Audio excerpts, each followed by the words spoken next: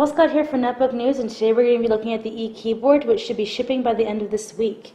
There's been a couple of significant changes to the design, not on the keyboard, which is the same fantastic, really great build quality keyboard, but mainly to this 5-inch capacitive touchscreen. So we've moved away from the resistive to the capacitive.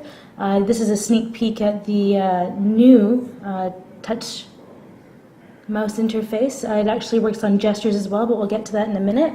I'm just going to quickly show you the back.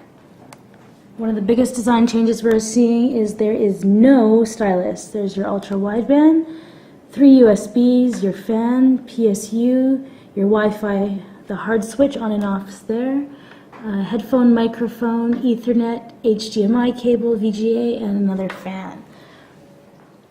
But one of the most exciting things that we're going to be looking at today is how the EeeKeyboard works with your television. So let's actually just return to the home screen here by pressing this hard key. So this would be the 5-inch touch. This is for the applications that I want to send off to the TV. Let's quickly run through here. So there's some applications that I can run here on this screen.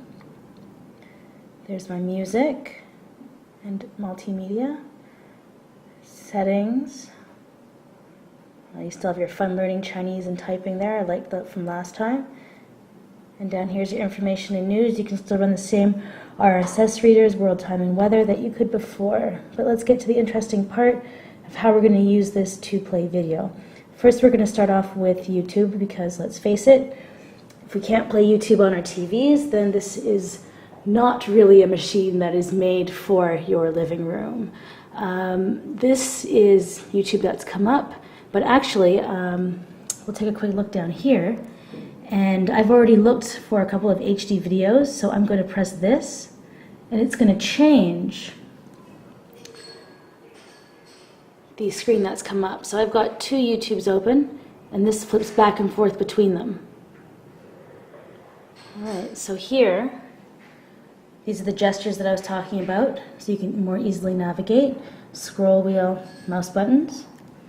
Alright, so here I'm going to decide to play Alice in Wonderland. If we zoom in on the icon, you'll see there's the large play button there at the top left-hand corner.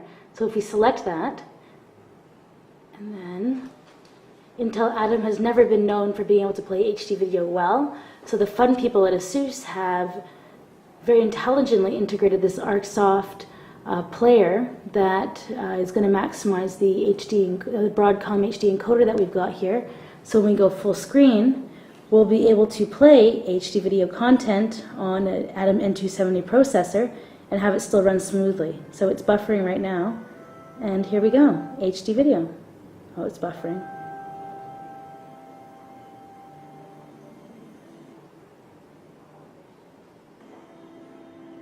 Well, we're going to have to blame the not so quick ASUS internet connection here for the buffering, but otherwise, as you can see, this is some pretty clear HD content. Alright, so if we return down to the console here, we're just going to flip through how you might play onboard media, because this is a media device for all of your great home files, playing them in your own living room. So I've loaded the video player here. As you can see, the ArcSoft player has come up again. But we can decide to browse the files by just clicking here, and we'll get an entire playlist. So let's choose Super Speedway. That's just going to select here, and then we're going to wait for it to come up here on the screen. And there we go. So it plays HD content straight from your home library. So now if we wanted to close this off and stop it there, it actually stops it and uses it like a remote.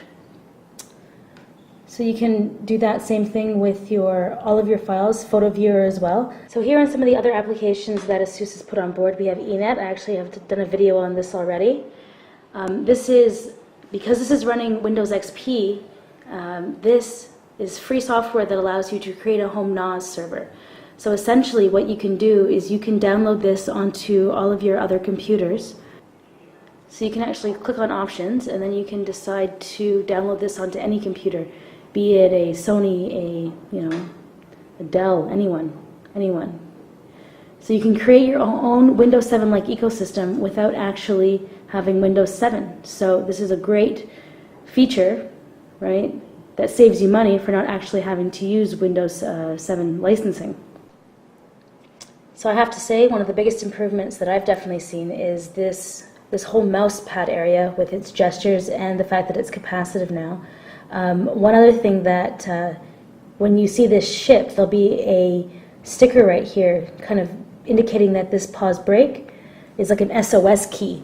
So when I press it, you can see I have everything open here. It gives me the option to close everything. So that's a great feature.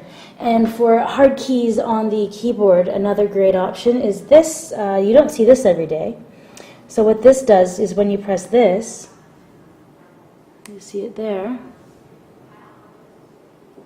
So that changes our audio output, because when we're switching it between the keyboard and our TV, audio doesn't always move to the right area, so you don't want to be listening to your movie off the audio of your eeKeyboard. You want to be listening to it off the audio of your TV. So these are some great little features that ASUS has included in the eeKeyboard to make it a multimedia machine for your living room. So I'm Nicole Scott for Netbook News, taking a look at new technology for you.